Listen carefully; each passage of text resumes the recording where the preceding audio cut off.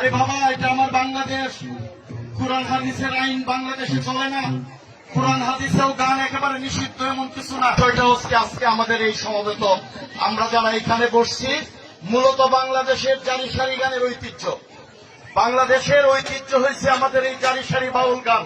এইগুলো আমাদের এই সমাজ থেকে উঠে যাচ্ছে। আমরা যারা ইদানিং করার চেষ্টা করতেছি, এইগুলা বাধা দেওয়ার জন্য একটা শ্রেণী কিন্তু উঠে পড়ে লেগে আছে। যে কোনো ধরনের গান হইলেই হবে না, এগুলো দেওয়া যাবে না। আরে বাবা, এটা আমার বাংলাদেশ। কোরআন হাদিসের আইন বাংলাদেশে চলে না। কোরআন হাদিসেও গান একেবারে নিষিদ্ধ, এমন কিছু না। তবে দয়া করে আপনাদেরকে বলি, আমাদের এই ঐতিহ্য, আমাদের এইখানে যারা সমবেত হয়েছে, অনেক বাচ্চারা এখানে জড়িত আছে, অনেক মানুষ এখানে গান শুনতে আসছে। যারা আসছে এরা এখানে আজকে রাত্রে মনের খোরাকের জন্য গান শুনতে আসছে। এরা কোনো অপকর্মে লিপ্ত হবে না, সবাই মনোযোগ সহকারে গান শুনতে আসছে মনের খোরাক নেওয়ার জন্য।